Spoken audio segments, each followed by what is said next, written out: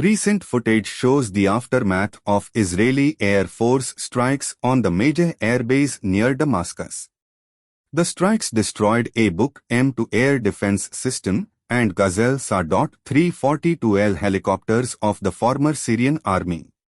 Also visible in the photos are a Pantasir S-1 air defense system destroyed on the march, along with several abandoned T-72M1 tanks, a BMP-1 armored vehicle, and a Shilka, all in varying conditions of damage.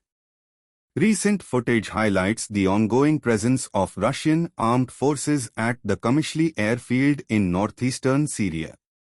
This strategic location has become a key hub for Russian military operations in the region. The video footage shows military transport aircraft routinely landing and taking off, with no visible disruptions or security concerns. This activity suggests that Russian forces are actively maintaining a steady flow of logistics and supplies to support their operations in Syria.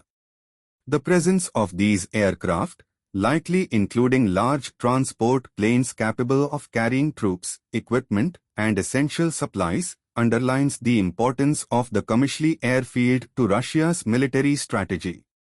Additionally, the footage conveys a sense of routine and order, indicating that despite the broader tensions in the region, the airfield remains fully operational and secure under Russian control. The steady movements of these aircraft also suggest ongoing coordination between Russian units and their logistical support teams. In the larger context, the airfield plays a critical role in facilitating Russian military efforts across northeastern Syria, where they maintain a visible presence and contribute to the complex dynamics of the region. The Israeli Air Force recently conducted a series of airstrikes on targets in the Kalamon Mountains near Damascus. Among the likely targets were underground shelters reportedly housing Tochkayu and Elbrus tactical missile systems, as suggested by recently published footage.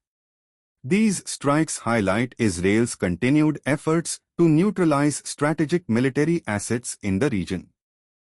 CNN reports that President Biden plans to transfer thousands of missiles, hundreds of thousands of artillery shells, and hundreds of armored vehicles to Ukraine. This major military support package is set to be delivered in the 5 weeks leading up to Donald Trump's inauguration on 20th January, underscoring continued U.S. backing for Ukraine.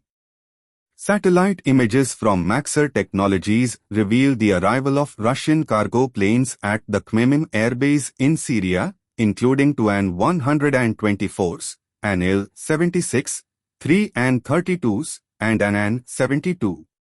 These planes, with their noses open for loading heavy equipment, indicate active logistical operations.